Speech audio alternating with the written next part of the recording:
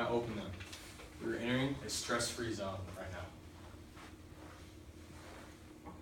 Let's talk a little bit about process-oriented goals. There's two forms of goals that relate to process-oriented goals. The first is clearly process goal.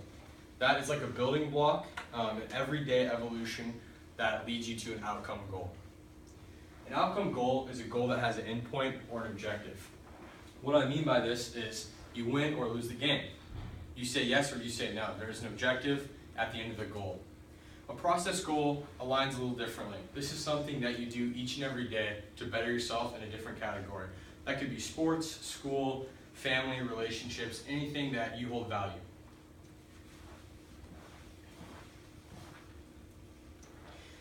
I have a diagram here that shows some arrows aligned to an outcome goal. The reason why this is so important is because the idea of process goals, there's 5 little arrows there that show to the outcome goal, shows you that if you do little things, you'll get to a big goal, an outcome that most people tend to have. You know, buying a car, getting married, having a family, accomplishing a goal that is sports related, or doing well in a class or a final. I want to give a few hints about being process focused. One is from my mentor, who's been a long-time mentor to me and still is to this day. His name is Mike Duhamel. It's the sticky note effect. I wouldn't necessarily say you take sticky notes and write things down, but it's the idea of it. Meaning you put words or examples on pieces of paper, on your phone, on your lock screen, or even you could have a little item that you put in your pocket. This is supposed to constantly remind you of what you're doing each and every day to get towards that goal, the outcome goal. The reason why the process goal is so much more efficient and better for each person is because it allows you to get better each day. You feel like you're accomplishing something each and every day. And this really helped me in my own life when I was in high school and I was preparing to play college golf. I wasn't really at the level that I wanted to be at. And so I wrote on my phone. I had my, on the notes, you probably all know the iPhone, I typed in 3 set drills that I was going to do each and every day. And I put on my lock screen, so every single time that I opened my phone, I was able to see these effects and see, hey, I need to do this each and every day to get better. The roommate. This is the idea and analogy by Michael A. Stinger from The Untethered Soul, which is a New York Times best-selling book. The analogy of the roommate means basically chatter in your mind. So people look at this as a few different ways. People have an inner voice that they listen to inside their head. You know, it talks about good or evil or angel or devil. Many people look at it different ways. And this voice constantly talks about the past or the future. No one's ever really living in the moment because you're worrying about a test that's coming up next week or a grade that you got previously. And all these things are bogging you down. And what Michael A. Stinger is saying is what you need to do is instead of acting on that chatter in your brain, you need to evaluate it and understand what it means. So instead of constantly listening to that little voice that may get you in trouble, think of it as another idea, another option. It's kind of a mind trick because obviously you want to listen to that inner gut you have, but at the same time, it's really good for you to evaluate your options all the time and remember that you need to live in the here and now, which is basically the process of living on everyday life.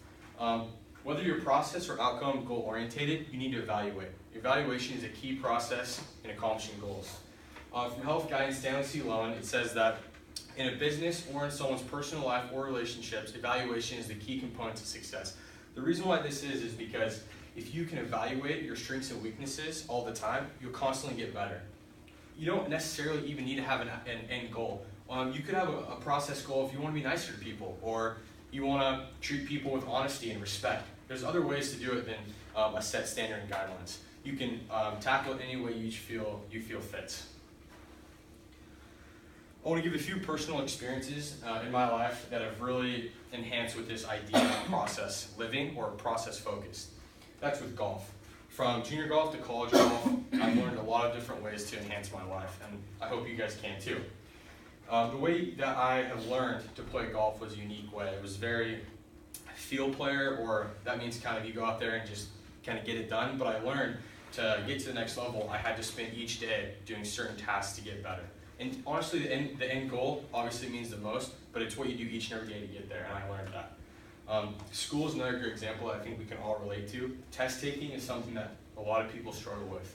And the reason why some of the reasons why people struggle is because they're nervous or they have test anxiety. And a way to dissipate that is spending each day with a process. So you study each day, every little bit. You do this chapter, this chapter, this chapter, and you feel confident because you've done each part of the assignment for the or the work for the final or the test or whatever you see fit needs. Learning to get caught up in living is the idea of process living. If you can get caught up in the idea of living each day with a purpose or an idea, you'll be able to reach more outcome goals or what you feel you desire in the end, whichever that may be. Finding out what works for you. This is the most important part. As you guys have heard my unique experience, it's time for you guys to find what's going to work for you. Trial and error is very important because clearly you're not just going to say, oh, I'm this kind of person or this works for me. You're going to have to go and live each day and find out what you can do to get better. An example of that is you might say, okay, I want to write down on a piece of paper and keep it in my wallet. It might say, I want to be extra kind today. And you put that in your wallet, and every time you pull out your wallet to pay for lunch or go to the grocery store, you might see that piece of paper, and it reminds you to do that throughout the day.